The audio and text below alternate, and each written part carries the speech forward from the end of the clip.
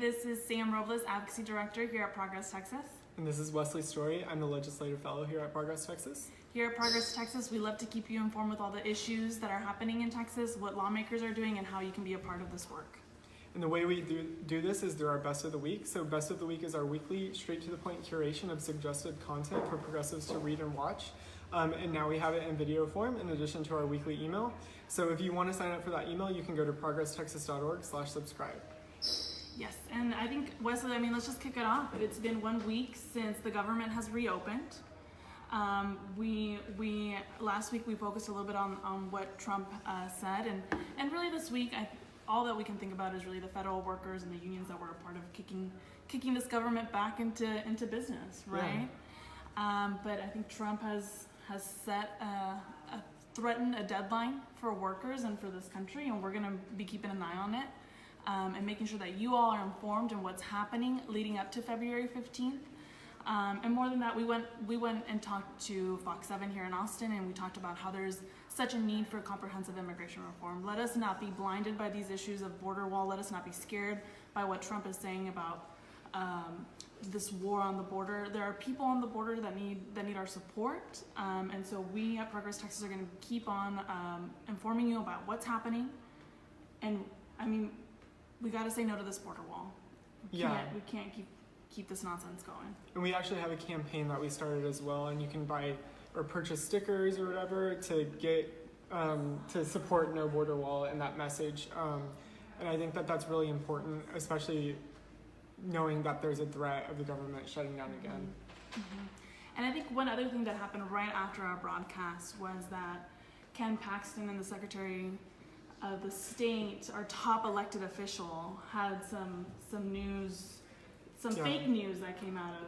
Yeah, so Texas officials actually flagged 95,000 voters for citizenship reviews, but after kind of more news has come out about that, we've realized that thousands of those have already been cleared, and questions are being raised about the process in which they went about to find these 95,000 voters. A lot of lawmakers and citizens are worried that this kind of false scare being used, this false impression of voter fraud, is going to end up disenfranchising many Texas voters and infringe on their right to vote. We've seen this tactic used many times from the Texas GOP in the past, just kind of trying to make it seem that voter fraud is an issue when really it's a myth used to scare voters. And this ends up resulting in more suppressive laws that make it ultimately harder for voters to vote. And coincidentally, there's actually a bill filed by Representative Mike Lang that would require Texans to present proof of citizenship in order to register to vote. And so we think that this scare is going to be used later on in the session to kind of justify this bill and support for it. And we want to make sure that we're there and we're kind of holding lawmakers accountable, letting them know that this issue is non-issue and people shouldn't be worried about voter fraud. Really, in Texas, what we need to be worried about is the lack of voters coming out to vote everything.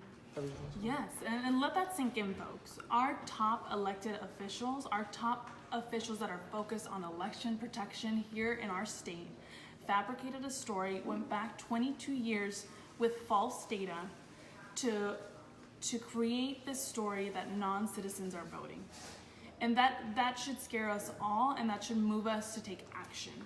And so here at Progress Texas, what we're doing is we're asking you all to talk to your county officials and making sure that they protect voters and their ability to vote, because we know that conservatives in this state are afraid of the progressive vote. Just last year, we came out in waves. We got 12 more seats in the Texas state. We have champions like Colin Allred and Sylvia Garcia and Veronica Escobar into Congress. They're afraid of what our vote can do. And so more than that, we need to remain vigilant on this. And I think more than anything, today being the first day of Black History Month, really recognizing the efforts that have been done on civil rights and continuing to pick up that fight. Yeah. One of the things, Wesley, we're going to include a link for our petition so you can sign up and take action. And Wesley, we know that progressives, both lawmakers and organizations, have been making sure their voices are heard, right?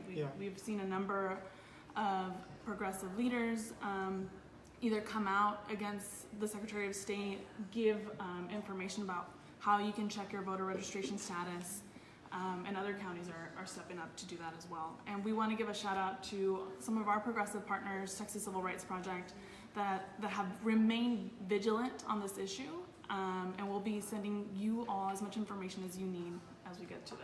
Yeah, and in addition to that, there have been a lot of reps that have filed bills that will ultimately make it easier for people to register to vote, and so I think that's really important that we support those going into the session. We show up and we speak about those bills, Absolutely. we testify in support of them.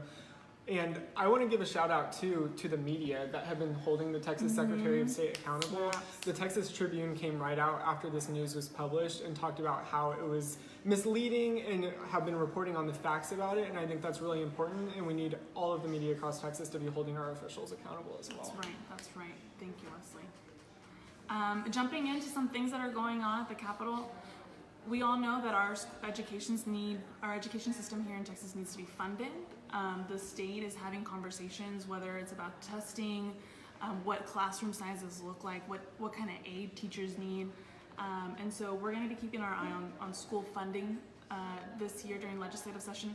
This week, our partners, the Center for Public Policy Priorities, had a breakdown of the state's budget. And look, folks, it doesn't matter where the money comes from, where it's going. What really matters is how we're using it and how we're using it effectively to help our schools and our teachers. And really the state needs to make some large changes. And so we're going to be digesting that information up, making sure it's accessible to you all. Wesley, there's a couple of things going on at the Capitol this week, right? This next week there are 2 committee hearings for public education happening, one on Tuesday and one on Wednesday. And they're going to be meeting to hear testimony from the Legislative Budget Board and the Texas Education Agency on public school finance. So we're going to take that information, digest it down, and have it ready for you all. And then do we want to jump into like what's coming up in February? Yeah, for sure. So February is Black History Month. Today is the first day, and really what today is about is recognizing Black leadership. And for us at Progress Texas, as we think about Black leadership, we also think about Black voters and Black representation and how it matters, right? It matters that people who look like us, who look more like the state of Texas, are in office. It matters to make space for some of our most loyal voters that continue and consistently show up to vote, right? And so what we want to do this month is really recognize some of the leaders and activists here in Texas. And so what we're doing is we have a series, and throughout the month of February, we're going to be highlighting and showcasing Black progressive leaders in Texas. Starting today and throughout the entire month. Our graphic designer, Jerwin, she's a graphic designer extraordinaire, is actually taking the lead on this campaign. And so stay tuned for some really great visuals and highlights of really important people in the movement. Yes, that's right. Next Tuesday, we're going to move on to what's happening. And I guess before we jump into next Tuesday, there's a couple of events that are happening across the state. Sign up for Best of the Week. We have a subscribe link in the comment section. Find out about what's happening in your neck of the woods. Is it in Austin, Dallas, San Antonio, the Valley? There's so many ways to get involved, and so we'll be including some of that information. But what's happening next week is that Governor Abbott is going to be giving the state of the state, and he'll be talking about some of the biggest legislative priorities that we have on hand: taxes, school finance. Definitely, we expect him to talk about this voting rights issue that we're keeping an eye on. But look, we know what he's going to say. We know what conservatives want in this state, and so I think what we would like you all to keep a watch on, and what we will be sharing, is some rebuttals of progressives, really talking about what are the real priorities that Texans need in this state. Yeah, I agree. I think there's going to be some really important information in those rebuttals, and I think that everyone needs to pay attention to that and kind of what the progressive legislative agenda is for Texas for this session. Absolutely. Because we already know what the conservatives want. One thing to look forward to during Greg Abbott's speech, though, is all of the fact-checking that's probably going to go on during that, because we already know with this whole voter situation and everything that the GOP are guilty of misleading. So that's right. And so in addition to what's coming up, we also wanted to highlight our Facepalm of the week. And this is just every week we address something that happened this week that was kind of like, really, why did that have to happen? Or just something that our politicians did that was you know, This is not like yeah, they Facepalm were elected worthy. into office. Yeah. And so our facepalm of the week actually circles back to the Secretary of State's voter debacle. The Secretary of State actually called the Waco elections officials to tell them to disregard the list of potential non-citizen voters that they were sent because they were all citizens. And so the Tribune had some really great reporting on this. We actually wanted to highlight Alexa Yura because she tweeted about this. And so this just goes to show that the Secretary of State really jumped the gun on this and didn't do their research before sending out this news and putting out this press release. And whether or not that was purposeful, we're pretty sure it was because we think that they had ulterior motives with this. The numbers aren't adding up. Yeah. The numbers just aren't adding up. That's right. We're going to be keeping an eye on us, giving you all the information that you need. And then if there's anything we missed, please let us know in the comments. Shoot us a Facebook message. We have a couple Facebook groups that we'd love for y'all to join. Again, subscribe to Best of the Week and tune in next Friday. We'll give you an update on what happened in Texas and how you can get involved. See you next Friday. Thank you.